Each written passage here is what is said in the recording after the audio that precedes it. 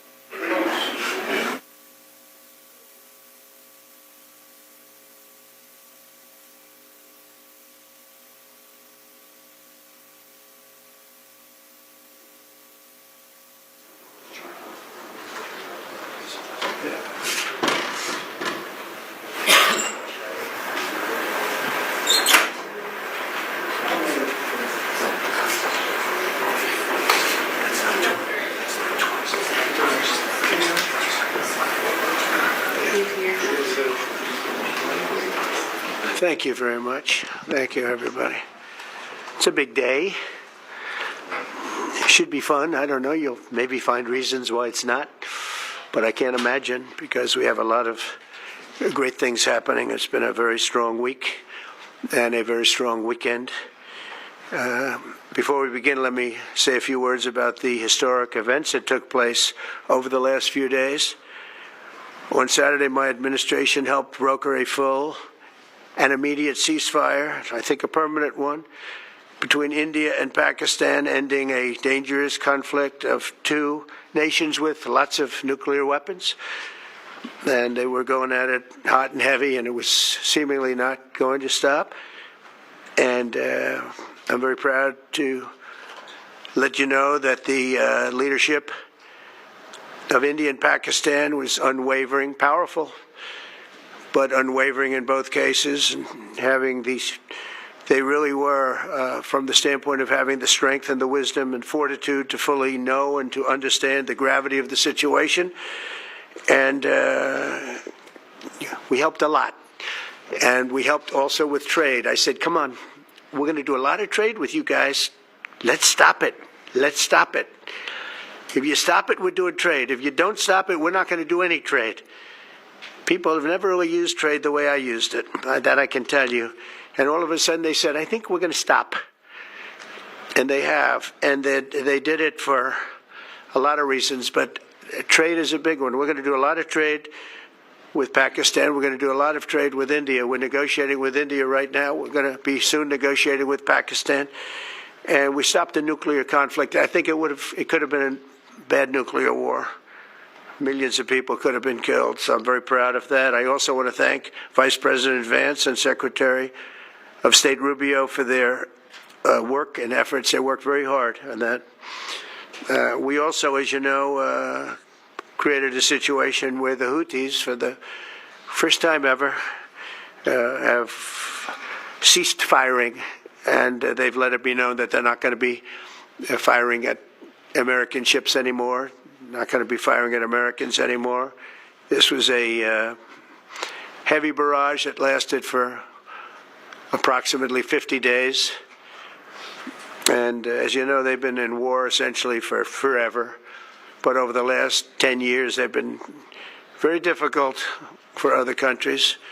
Nobody was able to do what we did but they stopped, and we take their word for it. Their surrogates and them directly said, we don't want to do this anymore. And so we were satisfied with that. In addition, yesterday we achieved a total reset with China after productive talks in Geneva. Both sides now agreed to reduce the tariffs imposed after April 2nd to 10% for 90 days as negotiators continue on the largest structural issues. And I want to tell you that a couple of things. First of all, that doesn't include the tariffs that are already on, that are our tariffs, and it doesn't include tariffs on cars, steel, aluminum, things such as that, or tariffs that may be imposed on pharmaceuticals, because we want to bring the pharmaceutical businesses back to the United States, and they're already starting to come back now based on tariffs. Because they don't want to pay 25, 50, or 100% tariffs, so they're moving them back to the United States. I spoke to Tim Cook this morning, and he's going to, I think, even up his numbers, $500 billion. He's going to be building a lot of plants in the United States for Apple, and we look forward to that. I really do look forward to that. But the talks in Geneva were very friendly. The relationship is very good. We're not looking to hurt China. China was being hurt very badly. They were closing up factories. They were having a lot of unrest. And they were very happy to be able to do something with us. And the relationship is very, very good. I'll speak to President Xi maybe at the end of the week. We have some other things we're doing. But one of the biggest things that we're doing, and I don't know if people realize this, but we made a great deal with China, great trade deal, but it was a much bigger deal originally, and then they canceled it right in the last day. Some of you faces, I remember, were there when that happened. I remember you. And we had a deal where they opened up their country to trade with the United States. And they took that away at the last moment, and then I canceled the whole thing. And then 6 months later, we ended up doing a smaller deal. But it was a big deal. It was $50 billion worth of product that they were going to purchase from our farmers, et cetera. And we agreed to that. People thought it was 15 because they were doing 15. We made it 50 because I misunderstood the 15. I said, you got to get 50. Because when I asked, if you remember the story, when I asked, what are we doing with them? My Secretary of Agriculture at the time, Sonny Perdue, said, sir, it's about 15 billion and we're asking for 15. And I thought he said 50. So I said, so they came back with the deal at 15. And I said, no way, I want 50 because you said 50. They said, sir, we didn't say that. Anyway, bottom line, I said, go back and ask for 50. And they gave us 50. And they were honoring the deal. And we would call them up a lot for the corn and for the wheat and for everything. They were honoring the deal. And then when Biden got in, they no longer honored the deal. There was nobody to call. I would call on an average a call. I would call on an average of once every 2 weeks to say, come on, you have to speed it up a little bit. And our farmers were doing great. I said to them, buy more land and bigger tractors, if you remember. That's what happened. But the deal was a very good deal. But the best part of the deal was that we opened up China. China agreed to open itself up to American business to go in. And it would have been a great thing, I think, for China. They would be able to see things that they haven't seen. They would be able to buy products that they had never been able to buy. Would have been great for American business. I think it would have brought unity between China, better unity between China and the United States. And the bottom line is that they canceled it the last day. We were all set to sign it, and then I went a little bit angry. I got a little angry. I said they canceled the deal. The deal was done. It was all ready to be signed, and people went over, they came back to me, sir, they don't want to sign the opening up China. Well, the biggest thing that we're discussing is the opening up China, and they've agreed to do that, but it's going to take a while to paper it. You know, that's not the easiest thing to paper. But that's the single, I think, to me, some people would disagree. Some people would say we're getting a lot of money with tariffs or whatever. But, you know, especially when you add what we already have. Because remember, we're already getting the 50% on steel and different things. That's not included in these numbers. So you can add that. But But the biggest thing to me is the opening up. I think it would be fantastic for our businesses if we could go in and compete with China. It would be a lot of jobs for China. It would be, I think, at a time when they can frankly use the jobs. And that's what we're talking about. So that's a very, very important element to add. So when Scott, I watched him speak the other day, and I think he didn't want to say it, but I said, it's okay to say it. Look, if we don't get it, we don't get it. But if we don't get it, it won't be a positive thing. But if we do get it, I think it's maybe the most important thing to happen. Because if you think about it, we opened up our country to China. They come, they have very few restrictions. And they didn't open their country to us. Never made sense to me. It's not fair. And they've agreed to open China, fully open China. And I think it's going to be fantastic for China. I think it's going to be fantastic for us. And I think it's going to be great for unification and peace. China will also suspend and remove all of its non-monetary barriers. They've agreed to do that. Well, they're very numerous. But again, to me, the biggest thing that came out of that meeting is they've agreed. Now we have to get it papered, but they've agreed to open up China. It's going to be great for everybody. And third, I'm very happy to announce that Idan Alexander, an American citizen who until recently most thought was no longer living, thought was dead, is going to be released in about 2 hours, actually. And he's going to be released before the eyes of Steve Witkoff, who's done a fantastic job. I know a lot of people that have a lot of talent. I know Steve had a lot of talent. But I know a lot of people with a lot of talent, but there's one that I thought had a special way about him, special personality, aside from being a good deal maker, had a special way about him, and it was Steve. Knew very little about the subject matter, who does, but he learned it in about 2 hours. And he's been fantastic, so I want to just thank Steve. But they're going to be releasing Idan in about 2 hours from now, or sometime today, let's say. And again, they thought he was dead just a short while ago. His parents are so happy. They're so happy. So it's, as you know, Idan's the only American citizen who's captured and held hostage by Hamas since October 7th, 2023. And he's coming home to his parents, which is really great news. I mean, to me, it's big news. They thought he was dead. So that's that. So we'll be heading there, and we'll be seeing 3 primary countries. You know all about that: Saudi Arabia, UAE, Qatar. On Thursday's meeting with Russia and Ukraine is very important. I was very insistent that that meeting take place. I think good things can come out of that meeting. Stop the bloodshed of the horrible. It's a bloodbath. But that 5,000 more, it's really much more, I'm trying to be conservative, more than 5,000 soldiers. Russian, they're not American soldiers, they're from Russia, they're from Ukraine, but they're people. They're human souls, and they're being killed at levels that we haven't seen since the Second World War. And it's every week. A lot of drone fighting. It's a whole new form of warfare, and it's violent and vicious. And so that's it.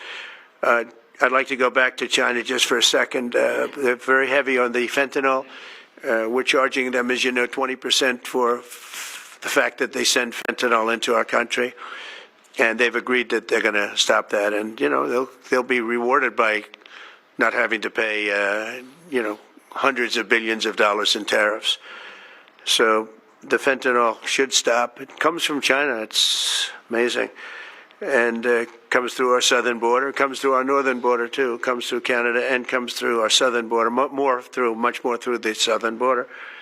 But so that's a very important subject to me, because everybody in this room has lost friends or people that have family members that have died of fentanyl.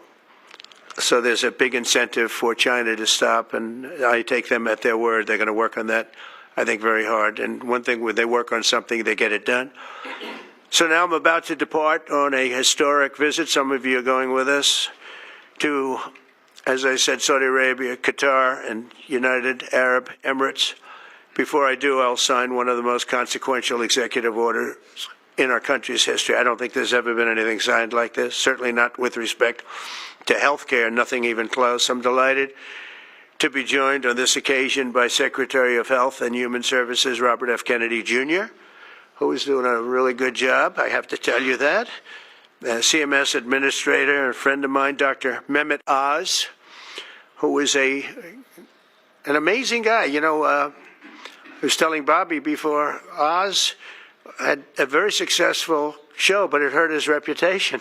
Because when you're in show business, it hurts your reputation a little bit. It's good for you, but in terms of professionalism and being a doctor, it sort of hurts your reputation.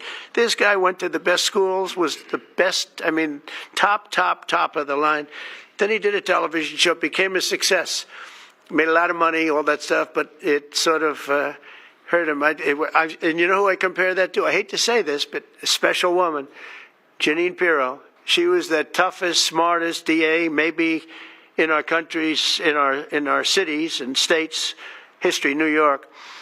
She was really tough, really sharp. Then she did a show, and people didn't think of her quite the same way. She became more of an entertainment person, like Oz. Oz is not an entertainer. He's not really an entertainer, if you know the real story. And she isn't either. She is unbelievable. She was one of the strongest district attorneys in the history of New York, highly respected, very tough, went after the drug dealers at a level that you don't see today anymore. And hopefully she's given up a tremendous, she's leaving the #1 show on cable television, one of the #1 shows on television, period, to 5, but they've got great people left behind, but she was a big part of it.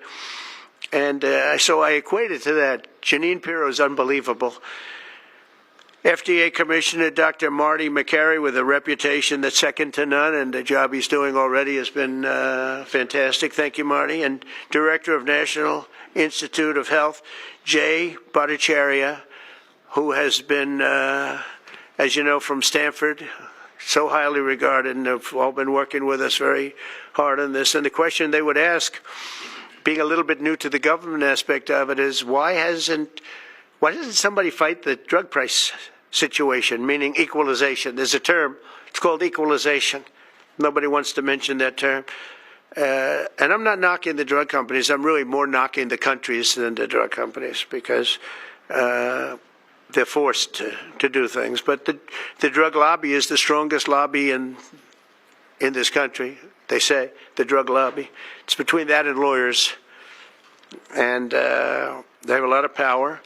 But starting today, the United States will no longer subsidize the health care of foreign countries, which is what we were doing. We're subsidizing others' health care. Countries where they paid a small fraction of what, for the same drug, that what we pay many, many times more for. And we'll no longer tolerate profiteering and price gouging from Big Pharma, but again, it was really the countries that forced Big Pharma to do things that, frankly, I'm not sure they really felt comfortable doing, but they've gotten away with it, these countries. European Union has been brutal. And the drug companies actually told me stories. It was just brutal how they forced them. And European Union suing all our companies, Apple, Google, Meta, they're suing all of our companies. They end up, they have judges that are European Union-centric, and they get rewarded $15 billion, $17 billion, $20 billion, and they use that to run their operation. It's not going to happen any longer, that I can tell you. So what's been happening is we've been subsidizing other countries throughout the world, not just in Europe, throughout the world. European Union was the most difficult, from what I understand. I mean, I'll tell you a story. A friend of mine who's a businessman, very, very, very top guy. Most of you would have heard of him. A highly neurotic, brilliant businessman, seriously overweight, and he takes the fat shot drug. And he called me up, and he said, President, he calls me, he used to call me Donald, now he calls me President, so that's nice respect. But he's a rough guy, smart guy, very successful, very rich. I wouldn't even know how we would know this, but because he's got comments. President, could I ask you a question? What? I'm in London, and I just paid for this damn fat drug I take. I said, it's not working. He said, I just paid $88. And in New York, I pay $1,300. What the hell is going on? He said, so I checked. And it's the same box, made in the same plant, by the same company. It's the identical pill that I buy in New York. And here I'm paying $88 in London. In New York, I'm paying $1,300. Now, this is a great businessman, but he's not familiar with this crazy situation that we have. But he was stunned. But it was just one of those stories. And I brought it up with the drug companies, represented by somebody who's very, very smart, good person too. And we argued about it for about half hour. And then finally he just said, because they can't justify it, he just said, look, you got me. You got me. I can no longer they've been justifying this crap for years. They said, oh, it's research and development. Well, I said, well, research and development, other countries should pay research and development too. It's for their benefit. It was just one of those things. And the other countries would set a price, and they'd meet the price, and they'd say, if you don't meet the price, you can't sell it in our country. I said, well, then you walk away, and, they'll call you back, and they'll sell it in the country. But now they'll have to do that. So for the first time in many years, we'll slash the cost of prescription drugs, and we will bring fairness to America. Drug prices will come down by much more, really, if you think 59. If you think of a drug that is sometimes 10 times more expensive, it's much more than the 59%. It depends on the way you want to analyze it, but in one way you could analyze it that way. But between 59 and 80, and I guess even 90%. So when I worked so hard in the first term, and if I got prices down, remember I was the only one to ever get prices down for a full year, but I'd get them down like 2%, and I thought it was like a big deal. Well, we're getting them down 60, 70, 80, 90%, but actually more than that if you think about it in the way mathematically. And Pharma has to say, we're sorry, but we'll not be able to do this any longer to these countries that have been so tough. They've been very tough, nasty. It's trade. It's trade. And pharma is also very powerful. And the Democrats have protected pharma. This is the Democrats have protected pharma. These are the Democrats. And by the way, I just called the Speaker of the House, and I just called the leader, our leader in the Senate, John Thune, Mike Johnson. Spoke to both of them. I said, when you score, you're going to have to score two things. You're going to have to, number one, score that hundreds of billions of dollars of tariff money is coming in. But even bigger than that, you're going to have to score that your cost for Medicaid and Medicare and just basically pharmaceuticals and drugs is going down at a level that nobody has ever seen before. It'll pay for the Golden Dome. I see the Golden Dome is there, see? That'll easily pay for the Golden Dome. And we'll have a lot of money left over. We need the Golden Dome, by the way, in this world. Although this world's a lot safer today than it was a week ago. And a lot safer than it was 6 months ago. We had people that had no clue what they were doing. So today Americans spend 70% more for prescription drugs than we spent in the year 2000. Think of that. Our country has the highest drug prices anywhere in the world by sometimes a factor of 5, 6, 7, 8 times. It's not like they're slightly higher. They're 6, 7, 8 times. There are even cases of 10 times higher. So that you go 10 times more expensive for the same drug, that's big numbers. Even though the United States is home to only 4% of the world's population, pharmaceutical companies make more than 2/3 of their profits in America. So think of that. With 4% of the population, the pharmaceutical companies make most of their money, most of their profits from America. That's not a good thing. Now, I think, by the way, I have great respect for these companies and for the people that run them. I really do. And I think they did one of the greatest jobs in history for their company, convincing people for many years that this was a fair system. And nobody really understood why, but I figured it out. For years, pharmaceutical and drug companies have said that research and development costs were what they are, and for no reason whatsoever, they had to be borne by America alone. Not anymore, they don't. This means American patients were effectively subsidizing socialist healthcare systems in Germany, in all parts of the European Union. They were the toughest of all. They were nasty. And I see that. I see that with trade, too. European Union is, in many ways, nastier than China. Okay? And we've just started with them. Oh, they'll come down a lot. You watch. We have all the cards. They treated us very unfairly. They sell us 13 million cars. We sell them none. They sell us their agricultural products. We sell them virtually none. They don't take our products. That gives us all the cards, and very unfair. So they're going to have to pay more for health care, and we're going to have to pay less. That's all it is. And believe it or not, because it's really the world we're talking about, not just the European Union, but because it's the world, the numbers are for the healthcare company not as bad as you would think. They'll make the same. I think the healthcare companies should make pretty much the same money. I really don't believe they should be affected very much, because it's just a redistribution of wealth. It's a redistribution where it could be the same top line, but it's going to be distributed differently. Europe's going to have to pay a little bit more. The rest of the world's going to have to pay a little bit more, and America's going to pay a lot less. Again, because it's a much smaller population than when you think of the whole world. So basically what we're doing is equalizing. There's a new word that I came up with, which I think is probably the best word. We're going to equalize, where we're all going to pay the same. We're going to pay what Europe's going to pay. We're going to all pay. Now, there may be some countries in dire need, and I would be willing to sacrifice that, and help them.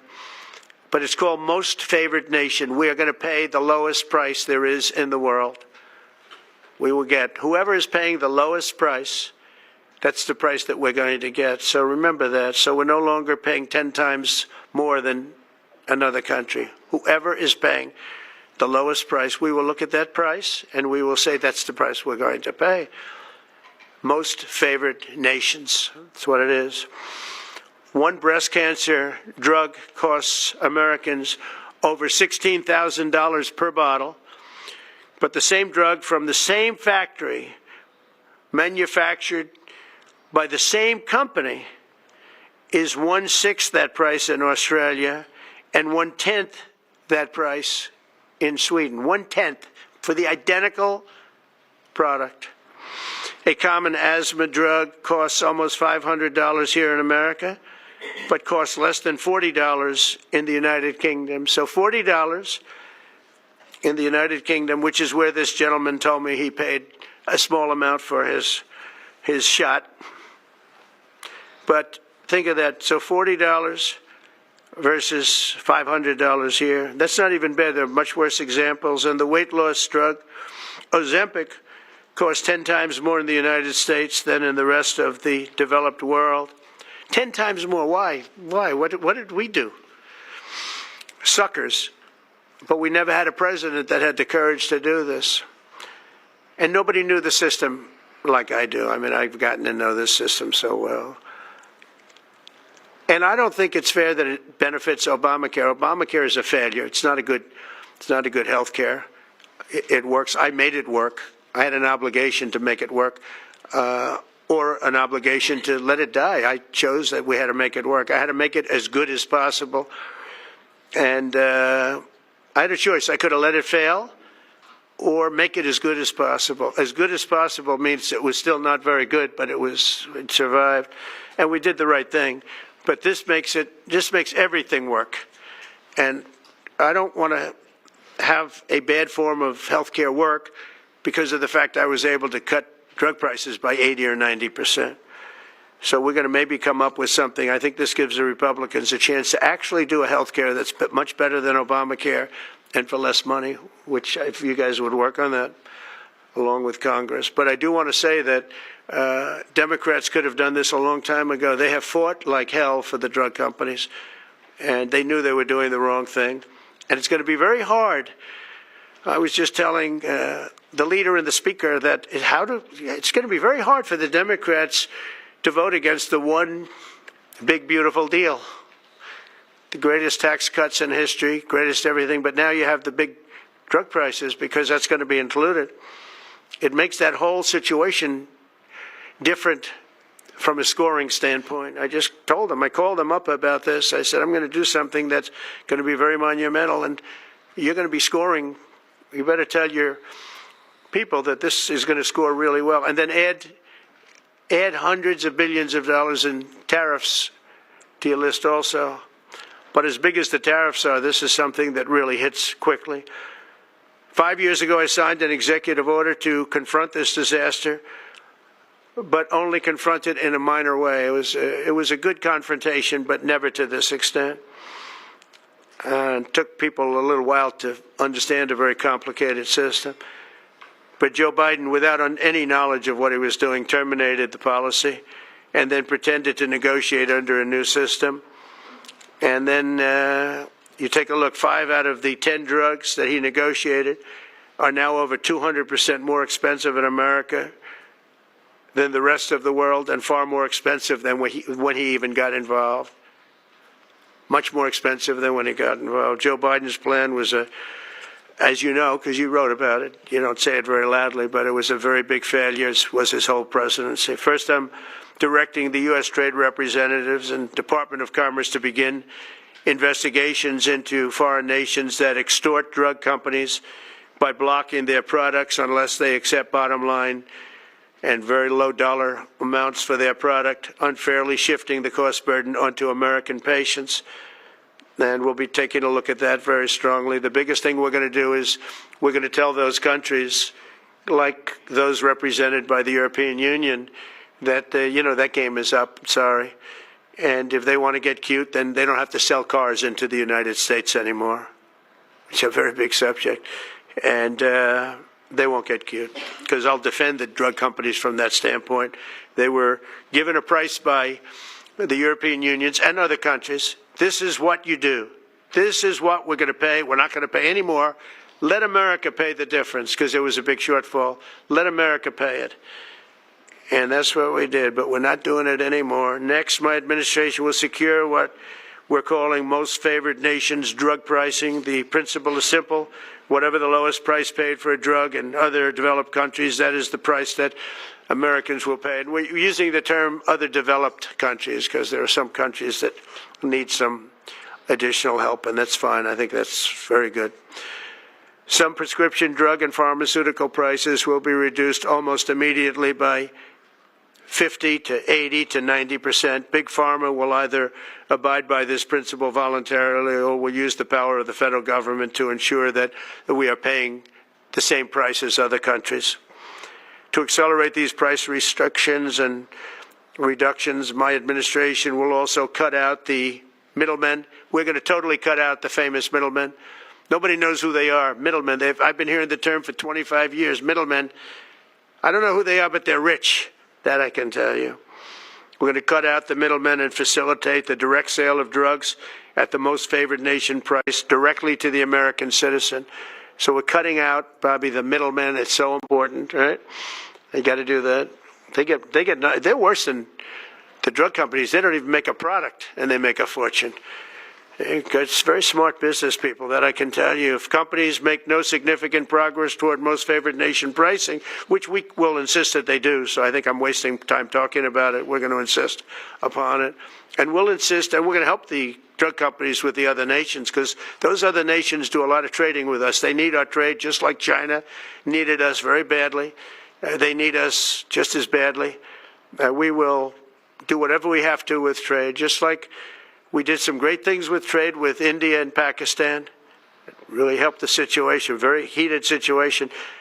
Could have lost millions of people, more than millions, I mean, many millions of people. And they want to do business with America, but we never used our powers that way. We never knew how. We never had people that knew how to do that. We'll also open up America's market to safe and legal imports of affordable drugs from other countries, putting dramatic downward pressure on prices. And if necessary, we'll investigate the drug companies, and we'll, in particular, investigate the countries that are doing this, and we will add it onto the price that we charge them for doing business in America. In other words, we'll add it onto tariffs if they don't do what is right, which is everybody should equalize, everybody should say, pay the same price. And special interests may not like this very much, but the American people will. I am doing this for the American people. I'm doing this against the most powerful lobby in the world, probably the drug lobby, drug and pharmaceutical lobby. But it's one of the most important orders, I think, that's ever been signed, certainly with regard to health care or health in the history of our country, and it's an honor to be a part of it. And I'd like to ask Robert F. Kennedy to say a few words, please. Thank you. Thank you, Mr. President. This is an extraordinary day. This is an issue that, I grew up in the Democratic Party, and every major Democratic leader for 20 years has been making this promise to the American people. This was the fulcrum of Bernie Sanders' runs for presidency, that he was going to eliminate this discrepancy between Europe and the United States. But as it turns out, none of them were doing it. It's one of these promises that politicians make to their constituents, knowing that they'll never have to do it. And the reason they'll never have to do it is because they know that Congress is controlled in so many ways by the pharmaceutical industry. There's at least one pharmaceutical lobbyist for every congressman, every senator on Capitol Hill, and every member of the Supreme Court. By some estimates, 3. Pharmaceutical companies, the industry itself, spends 3 times what the next largest lobbyist spends on lobbying. So this was an issue that people talked about, but nobody wanted to do anything because it was radioactive. They knew you couldn't get it by Congress. We now have a president who is a man of his word, who has the courage. President Trump was taking money from the pharmaceutical industry, too. I think they gave you $100 million. But he can't be bought, unlike most of the politicians in this country. And he is standing here for the American people. I don't know what, there's writers like Lord Elizabeth Warren or Robert Reich who are saying that President Trump is on this side of the oligarchs. There has never been a president more willing to stand up to the oligarchs than President Donald Trump.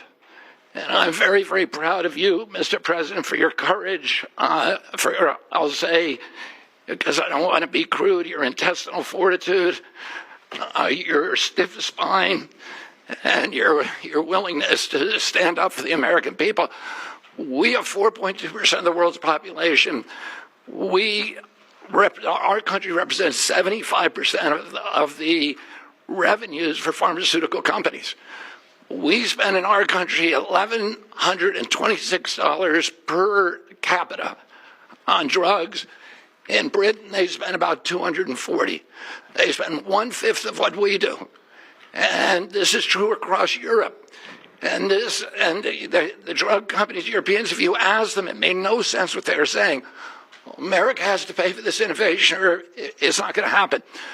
What President Trump is saying to our European partners is you've got to raise the amount that you're paying for those drugs and pay for your share of the innovation. That the United States is no longer subsidizing that.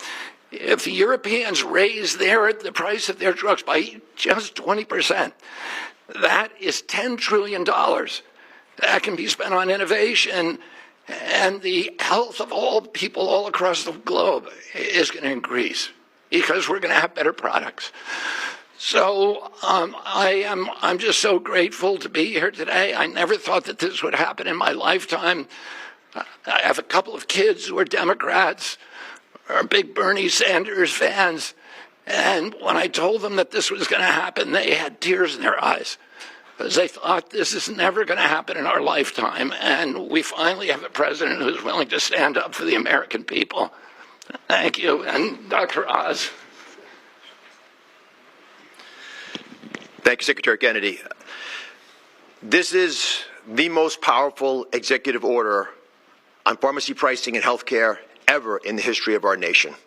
And it's only happening because we have a president with the fortitude, the guts to stand up to the withering criticism and lobbying that's going to occur as soon as folks hear about the executive order. So on behalf of the child in Philadelphia who's got an autoimmune disease with a $1,000 a month drug, or the older woman in Los Angeles who's on a blood thinner who can't afford her copay, I want to thank President Trump. God bless you for having the guts to take on this industry. Thank you, sir. Thank you very much. So let's talk about the details a little bit. And this is primarily about equalization, as President Trump said. It's about fairness. Think of NATO as a metaphor. When President Trump said, you've got to pay a little more so it makes sense for all of us, they came up. And the European countries contributed. The same thing we believe will happen in this situation. Most people who have thought about this process agree that it is patently unfair to tolerate the numbers that Secretary Kennedy and President Trump have reflected to you. On this chart to my left is a list of the 10 drugs that were negotiated in the IRA. Again, this is the bill, the law, that regulates a negotiation process. This is the best price that was able to be obtained by the Biden administration. And if you look at these numbers, they actually reflect how much on top of the most favored nation price was being paid by the United States. So the closest to me, Bob, you can point to the chart against the closest one, 289%, the one that's closest to you. That means that we are paying in America 4 times more than that drug costs in other countries. Again, 100% is the baseline. It's 289% above that baseline. It goes all the way down to when we're paying 50% more than any other country. That's the range. As was pointed out by President Trump, half the time we're paying 3 times more than is paid in other countries. It doesn't make any sense for the system. That stated, President Trump has over and over again indicated, and Secretary Kennedy reflected as well, we want innovation.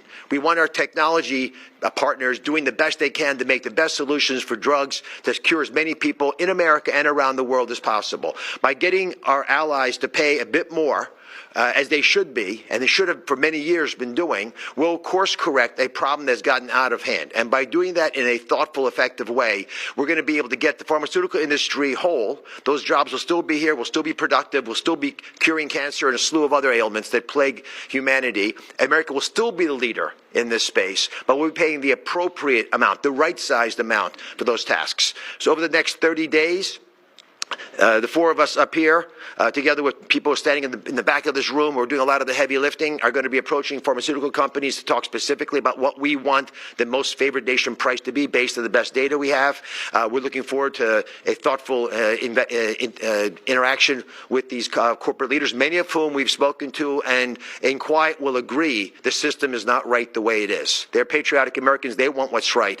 But the fact that in my lifetime, as Secretary Kennedy said, for the first time, we have a thoughtful and aggressive approach, thanks to President Trump, on taking on the special interests, should give all Americans confidence that this is an administration that stands for fairness and should chill the waters for those who believe they can push us away from our North Star, which is to take care of the American people. Mr. President, God bless you. Thank you very much. Thank you. Jay, you want to go next? Sure. So I teach economics at Stanford as well as health policy. And one thing that's really, really simple in economics is that when you have a persistent price difference for the same product between 2 countries, there's something deeply wrong. And what President Trump has done is a historic measure that should have been done a long time ago. What we're going to do is make sure that those prices become much closer to equal, like a competitive market you'd expect.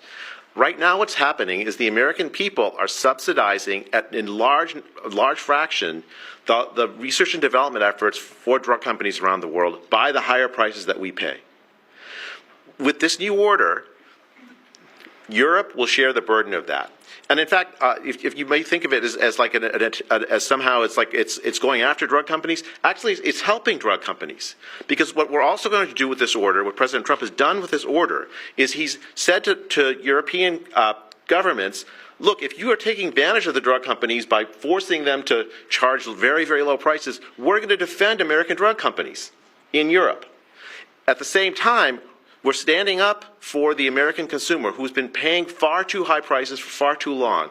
I can go back decades to point to congressional reports after government report after government report of tremendously high drug prices, much higher than the rest of the world, and nothing has been done about it until this moment. And I'm really, really proud, President Trump, that you've done this. I'm really proud to be included in this and looking forward to the work ahead. Thank you. Great.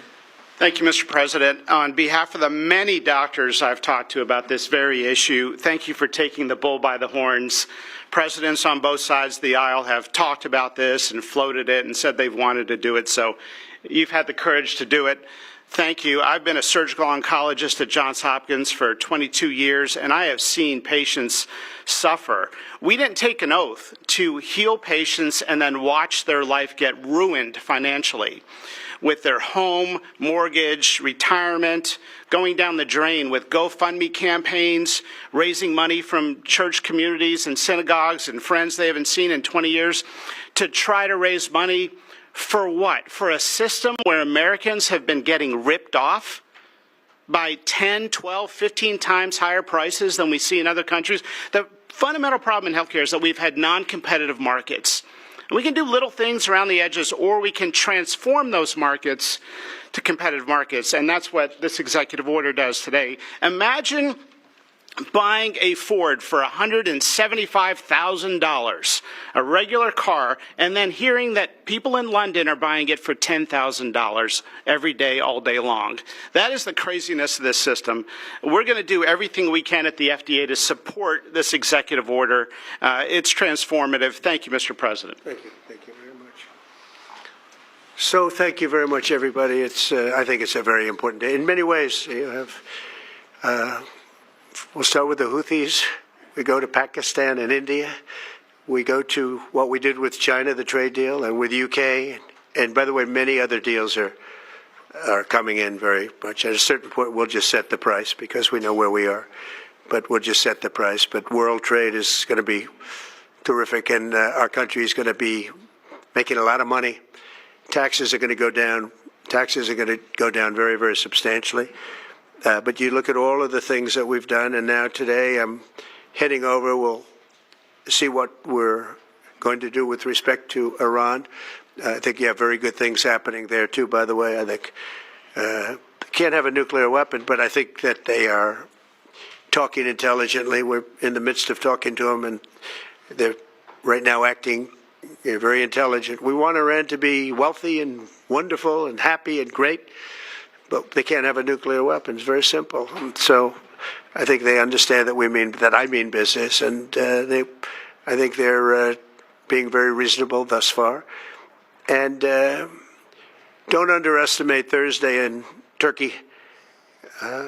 President Erdogan is going to be a great host, and we are doing some work with him having to do with Syria, too, by the way. We're going to have to make a decision on the sanctions, which we may very well relieve. We may take them off of Syria because we want to give them a fresh start.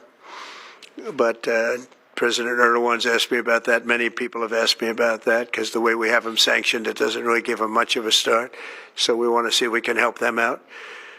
So we'll make that determination. But I think you're going to have maybe a good meeting. You have the potential for a good meeting, that a meeting wasn't going to take place. I insisted that that meeting take place.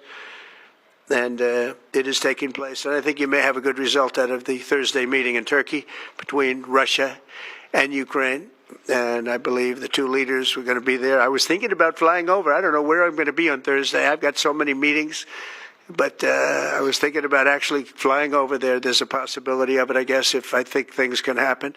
But we got to get it done. We got to save 5,000 lives a week. 5,000 lives is really more than that. It's worse than that.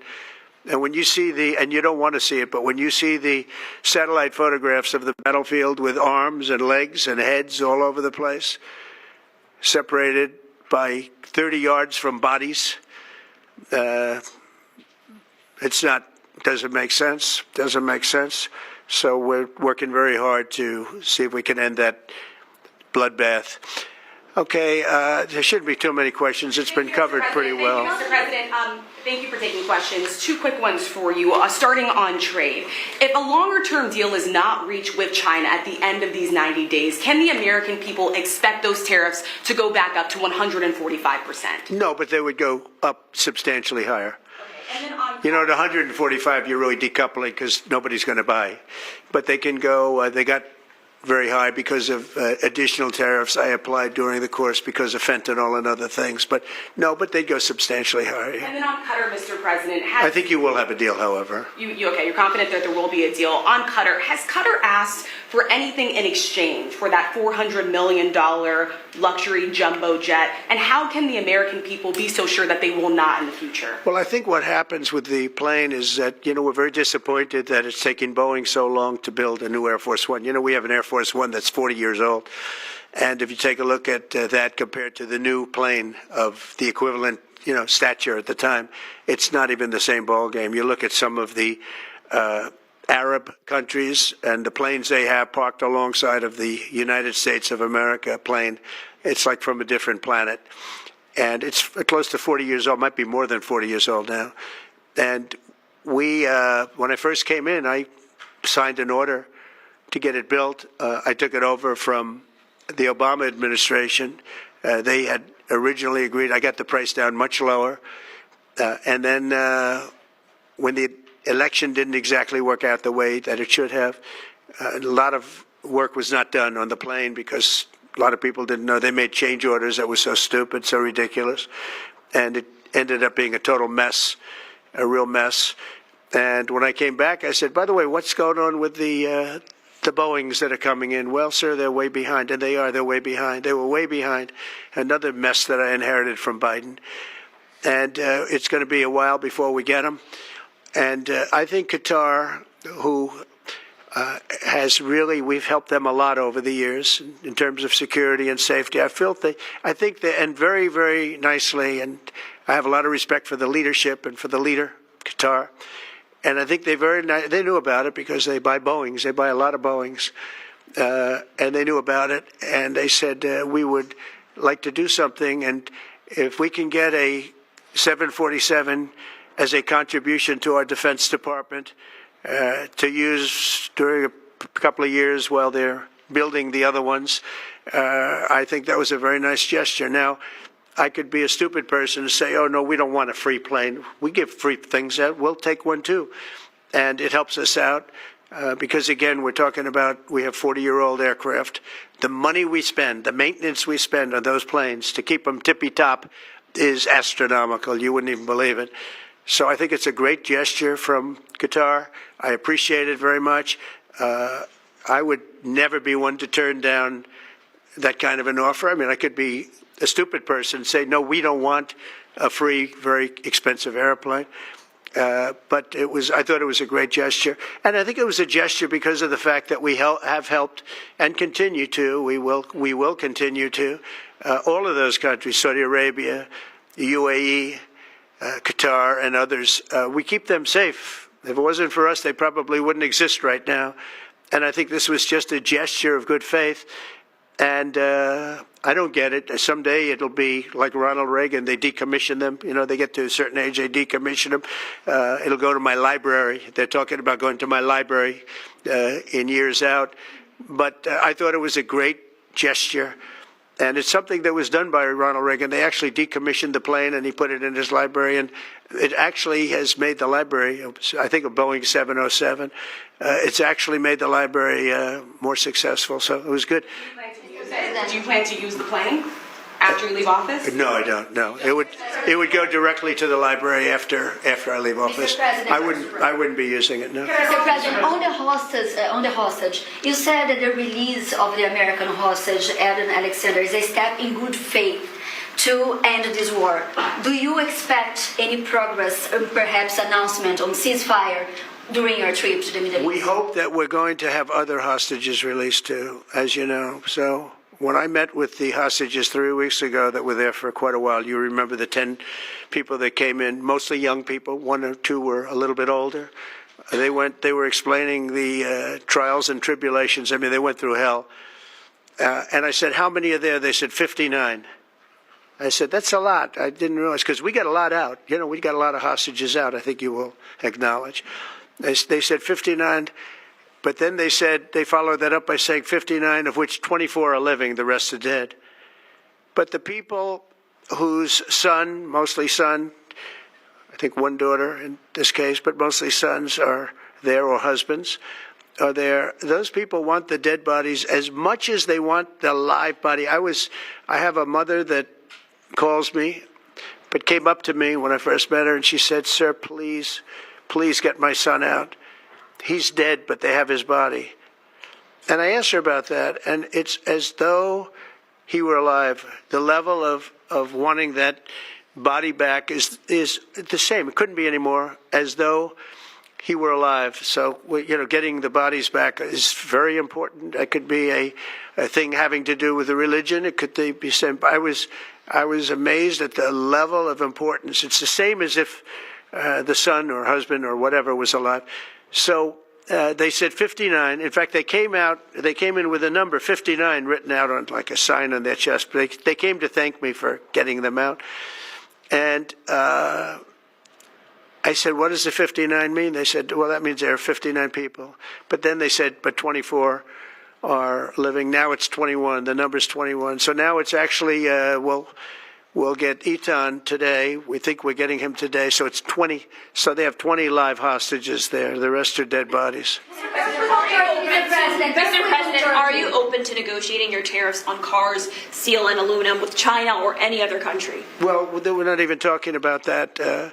We're bringing the car business back into this country. We have commitments, not only commitments, they've already started construction on many plants. They've left Mexico in a few cases. In a few cases, they've left Canada. They're not going to build in Canada. They're going to build here because we have the market, and the tariffs have been amazing. The election and the tariffs. November 5th was a big day, and on top of that, of course, you wouldn't have the tariffs without the election, I guess, if you look at it. But we have at least 11 committed massive car factories that are going to be built, that are in the process of being built. And some are going through, some have actually started. We also have renovations of existing factories where they weren't utilizing the full factory from years gone by, and now they're under full renovation. They'll be opening up full factories in a very short period of time.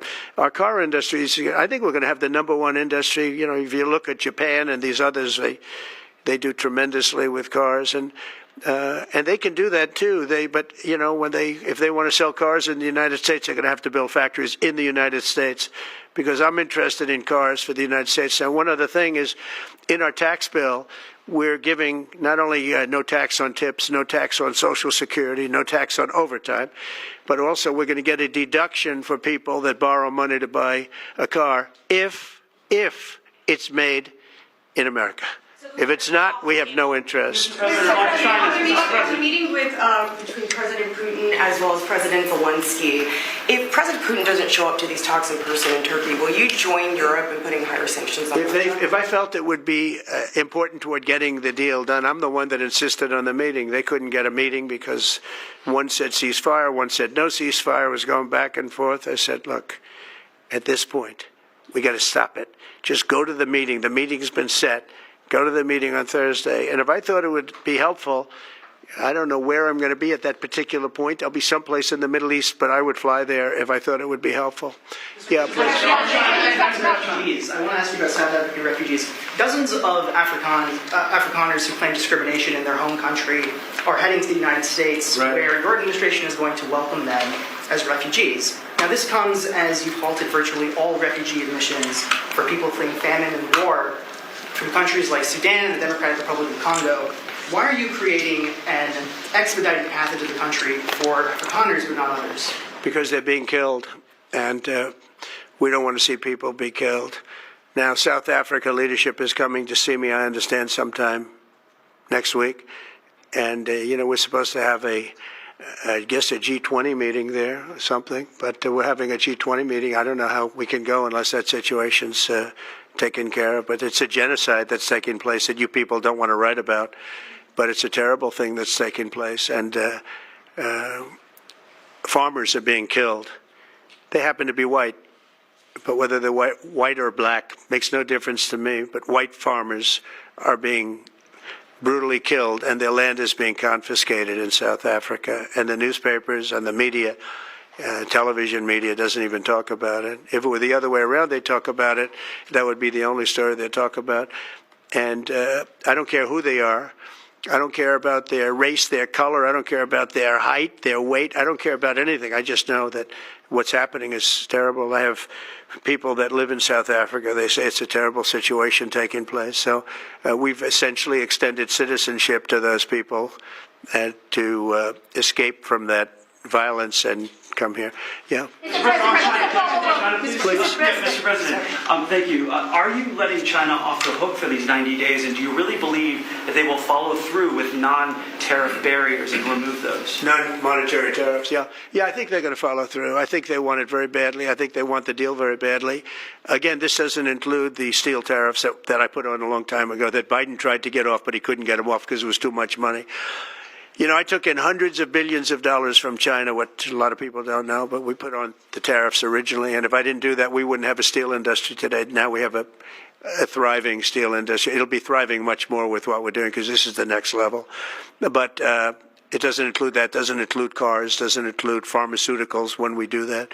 And the reason we're doing that will be to get them to come back in the country. You know, there are, again, I always say it because a lot of people forget, but if a company like Eli Lilly, which is making a massive investment in the United States right now. They're building many, many plants. They've already started like 7 of them, many plants, but they are not going to be tariffed.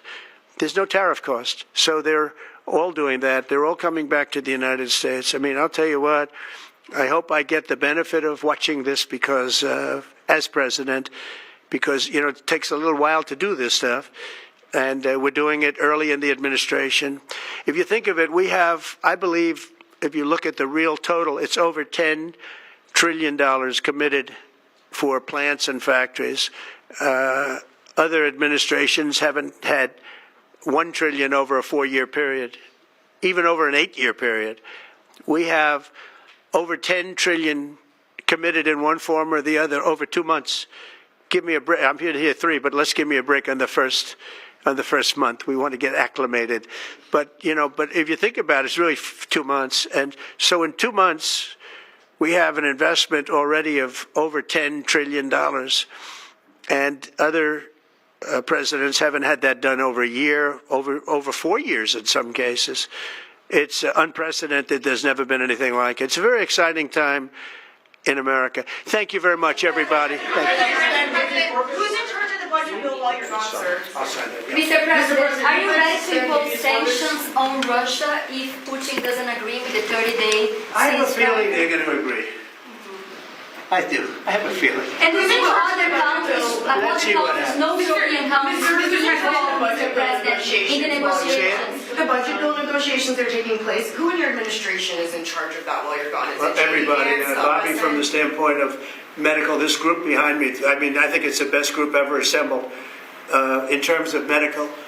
I think you're going to see a tremendous cut. I don't think. I mean, I know you're going to see it in Medicaid and Medicare. That cut will be massive because drugs are 50-60% of the cost. So Medicaid costs are going down and Medicare costs are going down because of what we're doing today. And there's no, it's not like, oh, gee, well, maybe it won't happen. It's going to happen because the other countries have no choice. Now, the drug companies are going to have to say, listen, if you don't pay more, we're not going to give you the drug, and they're willing to do that. So that's it. They have to, we have to equalize. Mr. President, what is Mr. Price controls? Say it? How do you respond to the fact that this... It's not price control. No. What was price control is before. If you want to talk about price control is what they were doing. They were making us pay. They set a price, and they said, here's what we're going to pay. And anything else, charge America. Because at that time, they had a very stupid president, and it really went crazy during the last 4 years. And remember this, the Democrats are the ones that allowed this to happen. They were the ones that were the protector of this pricing system. And I think it's going to be very hard. You'll have to ask Democrats, are they going to vote against the one great, big, beautiful deal that's being negotiated now, tax cuts, etc., when now on top of the tax cuts and regulation cuts, all the things, now you're going to say that the price of your medicine is going down by 60, 70, 80%. You're going to vote against it? I think a lot of Democrats are going to be forced to do something that their leaders are going to beg them not to do, and that's vote for the bill. I don't see how they can vote against it. How can they vote against it when drug prices, drugs and pharmaceuticals are going to be down 70, 80%? It's going to be very interesting. Mr. President, what do you say to people who view that luxury jet as a personal gift to you? Why not leave it behind? You're ABC fake news, right? Why not? Only ABC. Well, a few of you would. Let me tell you, you should be embarrassed asking that question. They're giving us a free jet. I could say, no, don't give us. I want to pay you $1 billion or 400 million or whatever it is. Or I could say, thank you very much. You know, there was an old golfer named Sam Snead. Did you ever hear of him? He won 82 tournaments. He was a great golfer. And he had a motto: when they give you a putt, you say, thank you very much. You pick up your ball and you walk to the next hole. A lot of people are stupid. They say, no, I insist on putting it. Then they putt it and they miss it. And their partner gets angry at them. You know what? Remember that, Sam Snead.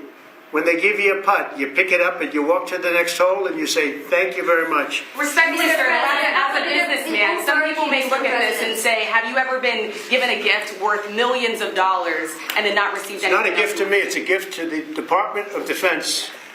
And you should know better, because you've been embarrassed enough, and so has your network. Your network is a disaster. ABC is a disaster. Here is the bill. Bobby, come on over here. Now you're talking about chickens and trees.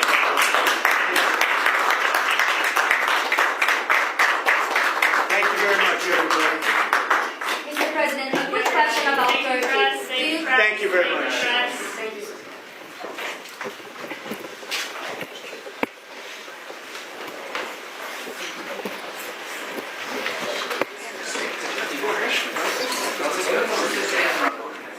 Live now to Washington, D.C. for a discussion with Maryland Senator Chris Van Hollen on the Trump administration's deportation efforts.